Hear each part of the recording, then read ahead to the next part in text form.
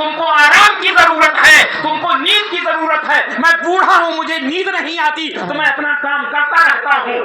یہ خادموں کے ساتھ سلوک کس کا ہے؟ حضرت امام بخاری. حضرت علی مرتضیٰ نے کپڑا دیا. علی مرتضیٰ شیر خدا, داماد رسول, اور غلام کو دیا, کہا جاؤ کپڑا خرید لاؤ, اپنے لیے بھی خرید لینا, میرے لیے بھی خرید لینا. غلام گیا بازار اور کپڑا خریدا, اپنے لیے بھی اور حضرت علی کے لیے بھی. اپنے لیے خراب کوالٹی کا, ہلکے کوالٹی کا, اور آقا تھے ان کے لیے بہترین قسم کا کپڑا خریدا. جب درزی کے یہاں گئے تو درزی سے حضرت نے فرمایا یہ اچھا والا کپڑا اس کو سل اور یہ والا مجھے سل. اس نے کہا نہیں نہیں نہیں, آپ آقا ہیں, آپ کے لیے میں وہ لایا ہوں, یہ ہلکا والا میرا ہے. تو حضرت علی جواب دیتا نہیں, تم جوان ہو, تم کو اچھے کپڑے کی ضرورت ہے, میں بوڑھا ہوں, مجھ کو سب چل رہا ہے. سبحان اللہ سبحان اللہ. کیا ہمارے اندر بھی یہ جذبہ ہے؟ کیا ہمارے اندر بھی یہ پیار ہے؟ کیا ہمارے اندر بھی الفت ہے غریبوں کے ساتھ؟ حضرت عمر فاروق ہیں. ہم اور آپ کی تو بات ہی الگ ہے. اگر ایک چائے پلا دیتے ہیں تو سوچتے ہیں 10 دن میرے گھر کے دروازے پہ آ کے حاضری دیا کرے. بڑا ناراض ہے, چائے بھی پلایا تب بھی جو ہے سلام نہیں کرتا. اللہ تعالیٰ سنیے, حضرت عمر نے حلوہ بنوایا تھا, اور حضرت عمر امیر آدمی تھے, کھجور کا اور گھی کا, شہد کا. جب بن گیا تو ایک غریب آیا, کہا حضور بھوکا ہوں, کچھ دے دیجیے. حضرت عمر نے وہ حلوہ اٹھا کے دے دیا. لوگوں نے کہا امیر المومنین آپ نے اس کو وہ قیمتی حلوہ دیا, وہ کیا جانے اس کی قدر. آج کی زبان میں کہہ لیجیے بندر کو ادرک کی قدر کیا معلوم, غریب کیا جانے. تو حضرت عمر کا جملہ تاریخ میں آج بھی ہے, یاد رکھیے. فرماتے ہیں اس کا بدلہ مسکین نہیں دینے والا ہے, رب المسکین دینے والا ہے. اور رب المسکین جانتا ہے کہ عمر نے کیا دیا. سبحان اللہ. مسکین جانے چاہے نہ جانے, لیکن رب المسکین جانتا ہے کہ عمر نے کیا دیا. سبحان اللہ. مجھے غریب کی باتیں سمجھ میں آ رہی ہیں. میں اتنا عقل مند نہیں ہوں, جو دل پہ میرے گزرتا ہے میں وہی آپ سے کہہ دے رہا ہوں. وہ تقریر نہیں کہ جو ہے مائک پھاڑ دوں, کرسی توڑ دوں, میں سمجھا دوں. درود شریف اللہم صلی علی سیدنا مولانا محمد وعلی آل سیدنا السلام علیکم یا رسول اللہ صلی اللہ علیہ صلاۃ و سلام علیک یا رسول اللہ یا حبیب اللہ یا نبی اللہ. یہ بزرگوں کے انداز ہیں, یہ بزرگوں کی شان ہے. اور ذرا دیکھ, یہی سیدنا فاروق اعظم ہے. مصر میں ایک دریا ہے جس کو دریائے نیل کہتے ہیں. تو دور صحابہ میں وہ دریا خشک ہو جائے. تو مصر میں رواج تھا کہ ایک خوبصورت لڑکی کو اس کے گھر والوں کو راضی کر کے, سجا سنوار کر کے, زیور پہنا کر کے اس دریا کے موجوں کے حوالے کر دیتے. جب وہ بچی ڈوب جاتی تب جا کر کے وہ دریا کا پانی پھر اوپر اٹھتا تھا, برابر ہوتا تھا. تو جب حضرت عمر بن عاص وہاں کے گورنر ہوئے تو لوگ جانے لگے. حضرت عمر بن عاص نے پوچھا یہ کیا بات ہے, آج کیسا جلوس ہے؟ کہا ہمارے یہاں رواج ہے, دریا ہر سال خشک ہوتا ہے اور ہم ایک لڑکی کو سجا سنوار کر کے دریا میں ڈال دیتے ہیں, پھر یہ پانی بہتا رہتا ہے, چلتا رہتا ہے, یہاں کی کھیتیاں سینچی جاتی ہیں, ہریالی رہتی ہے. کہا اب اسلام آ گیا ہے, اسلام اس جہالت کو نہیں رکھے گا. اسلام جان کو بچانے کے لیے آیا ہے, جان کو گنوانے کے لیے نہیں آیا ہے. بچیوں کو محفوظ کرنے کے لیے آیا ہے, بچیوں کو ہلاک کرنے کے لیے نہیں آیا. بے شک. سبحان اللہ سبحان اللہ. کہا پھر کیا ہوگا؟ کہا میں امیر المومنین سے پوچھوں گا, امیر المومنین جیسا حکم دیں گے ویسا فیصلہ ہوگا. خط لکھا گیا, قاصد دوڑایا گیا. امیر المومنین یہاں پہ ایسی ایسی رسم ہے, قاصد دوڑا ہوا جاتا ہے. امیر المومنین نے وہاں سے خط لکھا, ایک خط عمر بن عاص کے نام لکھا اور ایک خط دریائے نیل کے نام لکھا. سبحان اللہ. آج تک کوئی دریائے نیل کے نام, کوئی دریا کے نام خط لکھتا ہے, پہاڑ کے نام لکھتا ہے, لیکن ولی تھے. اللہ کے ولیوں کی شان ہی الگ ہوتی ہے, زبان ان کی ہوتی ہے اور طاقت اللہ کی ہوتی ہے. بے شک. گفتہ اللہ بوت درچ از حلقوم عبداللہ. سبحان ان اللہ. کا کہنا اللہ کا کہنا ہوتا ہے, اگرچہ اللہ کے بندے کی زبان سے وعدہ ہوتا ہے. تو کیا لکھتے ہیں, من جانب اللہ کے بندے عمر ابن خطاب بنام دریائے نیل مصر. اے دریائے نیل, اگر تو اپنی مرضی سے بہتی ہے तो हमें तेरी कोई जरूरत नहीं है, और अगर तू अल्लाह की मर्जी से बहती है तो अल्लाह का बंदा उमर कहता है फिर तू जारी हो जा। चुनांचे वो खत ला करके दरियाए नील में हजरत उमर का डाला गया। उस जमाने से लेकर आज तक दरियाए नील खुशी ही नहीं। माशाअल्लाह, सुभान अल्लाह, सुभान अल्लाह, सुभान अल्लाह। ये अल्लाह के वलियों की शान है, अल्लाह के वलियों का मर्तबा होता है, ये उनकी शान बहुत बुलंद होती है। मेरी बात समझ में आ रही? इतनी ऊंची शान होती है। और एक लतीफा आपको और बतला दूं बुजुर्गों को, हजरत शाह जो है विलायत अमरोहा, नेट पे आप देखेंगे तो आज भी आपको मिल जाएगा। और हजरत शरफुद्दीन शाह विलायत और हजरत नसीरुद्दीन, तो हजरत शरफुद्दीन शाह विलायत अमरोहा आए तो हजरत शाह नसीरुद्दीन ने उनको कहा आप यहाँ ना ठहरिए, लेकिन जो अपने मुर्शिद के हुक्म से आए तो उन्होंने कहा नहीं हम यहाँ ठहरेंगे। तो जब नहीं माने तो आज भी आप मोबाइल पे देखेंगे तो वो आएगा। तो उन्होंने कहा ठीक है आप ठहर गए हैं लेकिन आपकी कब्र पे बिच्छू रहेगा। तो उन्होंने कहा ठीक है आपने कहा है मेरी कब्र पे बिच्छू रहेगा तो सुनिए। तो फिर शाह नसीरुद्दीन को उन्होंने कहा फिर आपकी कब्र पे गधे रहेंगे। तो उन्होंने कहा है आपने तो बिच्छू कहा है लेकिन वो बिच्छू डंक नहीं मारेंगे। इन्होंने कहा है अब गधे भी वहां गंदगी और गलाजत नहीं करेंगे। आज भी अमरोहा चले जाइए और उनकी मजार पे बिच्छू रहते हैं, खतरनाक से खतरनाक बिच्छू आप हाथ पे ले लीजिए, बार बार लीजिए, लेकिन कोई बिच्छू डंक नहीं मारता है। उनका जो सरहद इलाका है, कुछ लोगों ने कहा ऐसा करेंगे हम नगीना से बिच्छू ले जाएंगे, नगीना के बिच्छू बड़ा खतरनाक होता है वो तो डंक मारेगा, लेकिन जैसे ही शाह विलायत की सरहद में वो बिच्छू दाखिल होता है वो भी डंक मारना बंद कर देता है। यह औलिया के कमालात है, यह औलिया की शान होती है, इसलिए कि बज़ाहिर ज़बान उनकी होती है लेकिन ताकत अल्लाह की होती है।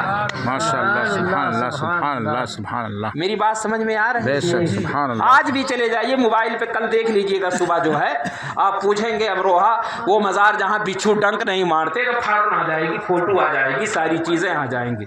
और हजरत शाह नसीरुद्दीन का जो मज़ार है तो वहाँ आलम ये है कि जिसका भी गधा खो जाता है बताशा लेकर के आता है, फातिहा देता है और फिर वहाँ गधा उसका मौजूद मिलता है, लेकिन गंदगी और गलाजत नहीं करते हैं। ये औलिया की करामत है और औलिया की शान ये है हम ही सिर्फ औलिया की बारगाह में नहीं जाते हैं। हजरत इमाम शाफी रहमतुल्लाह ताला अलैह जिनके मानने वाले इमाम राज़ी हैं, इमाम ग़ज़ाली हैं, साहिब मिशकात हैं, इमाम तिरमिज़ी हैं, ऐसे ऐसे मुहद्दिसीन हैं, उनको जब कोई मसला फंसता था, कोई जरूरत पड़ती थी तो इमाम आज़म की कब्र पे जाया करते थे और 2 रकात नमाज़े नफल पढ़ करके दुआ करते थे। फरमाते थे जब इमाम आज़म की कब्र पे दुआ करता था तो मेरी दुआएं कबूल हो जाए। सुभान अल्लाह, सुभान। यही वजह हम लोग भी औलिया की बारगाह में जाया करते हैं, बेशक, सुभान अल्लाह, फैज़ान बटा करते हैं। बेशक, सुभान अल्लाह, सुभान अल्लाह, इसीलिए माशाअल्लाह। मुहद्दिसीन ने फरमाया हजरत मूसा काज़िम की कब्र जो है कबूलियत दुआ के लिए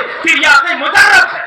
बेशक अजमेर का वही खजाना तो है, सारी दुनिया लूट रही है, सारी दुनिया बहारें पा रही है, अगर मिल नहीं रहा है तो दुनिया जा क्यों रही है? बात समझ में आ गई? तो याद रखें ये औलिया का फैज़ान बड़ा अजीम होता है, बड़ा ऊंचा दरबार होता है। इनकी बारगाह में जब आप जाएं तो अदब से जाएं, होशियार होकर के जाएं, बेअदबी ना करें। और एक बात और भी सुन लीजिए, ये औलिया डरते क्यों नहीं भाई? क्यों नहीं डरते ये बतलाइए। हम और आप डरते हैं, असल में इम्तिहान से कौन डरता है? जो तैयारी नहीं की है। और जो तैयारी किए रहता है वो तो कहता कितना जल्दी पेपर आए और कितना जल्दी मैं लिखना शुरू कर दूं, क्योंकि तैयार होकर के बैठा है, फुल तैयारी के साथ है। तो मौत से कौन नहीं डरता, कब्र से कौन नहीं डरता, लेकिन ये अल्लाह के औलिया जो है मौत की भी तैयारी करके बैठे हैं, कब्र की भी तैयारी करके बैठे हैं। ना उनको यहाँ कोई गम है ना वहाँ कोई। بے شک سبحان اللہ حق ہے بہت خوب بات سمجھ میں آ رہی ہے؟ سبحان اللہ سبحان کوئی اللہ غم نہیں، کوئی خوف نہیں۔ اب آپ یہ بتلائیے ڈرا کس کس چیز سے جاتا ہے؟ جہالت سے، ڈرا جاتا ہے غریبی سے، ڈرا جاتا ہے مفلسی سے، ڈرا جاتا ہے موت سے۔ لیکن جو اولیاء اللہ ہوتے ہیں نہ وہ غریبی سے ڈرتے ہیں، نہ وہ مفلسی سے ڈرتے ہیں، نہ وہ موت سے ڈرتے ہیں، نہ اور کسی چیز سے ڈرتے ہیں۔ ان کی تو شان ہی بالکل الگ ہے، بڑے بلند و بالا، اور ان کی زبان سے جو نکل جائے۔ حضرت قطب عالم احمد آباد مزار ہے، تو حضرت رات میں تہجد کے لیے اٹھے تو ایک کوئی چیز پیر سے ٹکرائی، تو معلوم ہے اس رات میں کیا کہتے ہیں؟ کنکر ہے کہ پتھر ہے کہ لوہا ہے کہ لکڑ ہے کہ نہ جانے کیا۔ تو جب لوگوں نے اس پتھر کو دیکھا تو اس میں لوہا بھی ہے، لکڑ بھی ہے، کنکر بھی ہے، پتھر بھی ہے، اور ایک چیز ایسی ہے جو نہ جانے کیا ہے۔ انگریزوں کا زمانہ آیا تو انگریز اس کا کچھ حصہ کاٹ کر کے اپنے ملک برطانیہ لے گئے کہ وہاں لیبوریٹری میں چیک کریں گے، جا کر کے وہاں پر اس کو چیک کریں گے، اور چیک کرنے کے بعد انہوں نے بھی کہا نہ جانے کیا۔ تو جو اللہ والے کہہ دیں وہی ہوتا ہے، اس میں کوئی بدلاؤ نہیں ہوتا ہے۔ شیخ عبدالحق محدث دہلوی کو جانتے ہیں؟ شیخ عبدالحق محدث دہلوی جنہوں نے فن حدیث کو ہندوستان میں سب سے پہلے راج کیا، بڑے امام ہیں۔ ایک جرنل ان کا بڑا معتقد بہت قدر کرتا تھا، تو حضرت نے پہلے بتلا دیا تھا کہ میری قبر بنوا دو یار مزار پہلے سے۔ کہا ٹھیک ہے حضرت، بنوا دیا۔ اور جب بن گیا تو آ کے کہہ رہا حضرت مکان تیار ہے، تو آپ نے فرمایا میں بھی تیار ہوں۔ ادھر اس نے کہا مکان تیار، انہوں نے کہا میں بھی تیار۔ تو اللہ کے ولیوں کی شان بڑی عجیب ہوتی ہے، اس لیے ان کی بارگاہ میں جب آپ آئیں تو ادب سے آئیں، اور بے انتہائی جو ہے بے ادبی نہ ہونے پائے۔ اور ایک سوال آپ سے اور بتلا دوں، یہ بتلائیں ہم اولیاء سے محبت کیوں کرتے ہیں؟ آپ اس موسم میں سارے کاروبار چھوڑ کر کے شامیانہ لائٹ پیسہ خرچ کیے ہیں، لنگر بنوائے ہوں گے، علماء کو بلا رہے ہیں، مائک لگائے ہیں، اپنا آرام چھوڑ کر کے آج آستانے پہ حاضر۔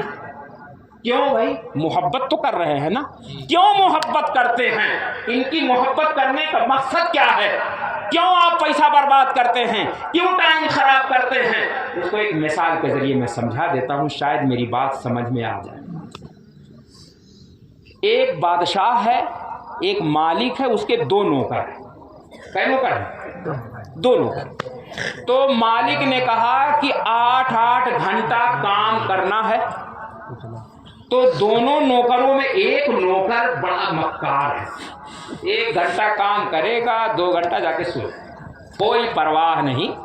اور ایک جو نوکر ہے وہ 8 گھنٹہ کے بجائے 12 گھنٹہ کام کرتا ہے۔ تو جب مالک کے آنے کا وقت آیا، سال بھر 6 مہینے کے بعد، اب اس کے روم میں کھڑے ہوئے، ارے یار مالک آ رہے ہیں، میں نے تو کچھ کیا نہیں ہے، ہوگا کیا؟ گڑبڑ ہوگا، پریشان ہو جاؤں گا اور بہت مارا جاؤں گا، پھٹکارا جاؤں گا۔